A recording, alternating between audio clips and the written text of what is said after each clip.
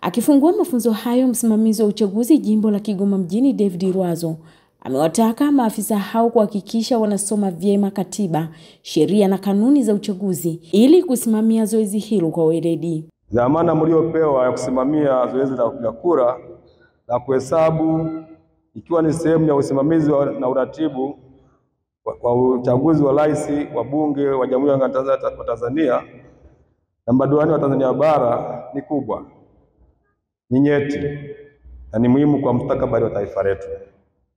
Hivyo nategemewa kuzingatia sheria, kanuni na maelekezo mtakayopewa hadi hapo tutakapokamilisha jukumu hili la uchaguzi mkuu.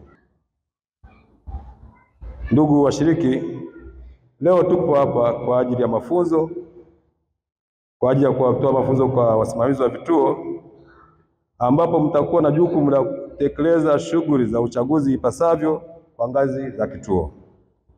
Mafunzo haya yanajumuisha tangu jana makarani, wasimamizi wa vituo na wasaidizi wa vituo, ambapo tutakuwa na vituo jumla 378 tutakayofanya shughuli za uchaguzi katika vituo vyetu vilivyopo katika kata 19 katika halmashauri ya manispaa ya Kigoma. Baadhi ya washiriki wamesema mafunzo hayo yanatija kwao, kwanza kuifahamu sheria pamoja na kujua kanuni na taratibu za usimamizi wa zoezi hilo la upigaji kura. Kuna vifaa mbalimbali tutaelekezwa namna ya kuvitumia. Kuna fomu za ujazaji, fomu mbalimbali ambazo zile ndo zinasababisha uchaguzi uende vizuri. Sasa hatuwezi tukaenda tu bila kupata mafunzo maalum kama haya ambayo yatatupa ujuzi na weledi wa namna ya kuendesha uchaguzi katika vituo vyetu.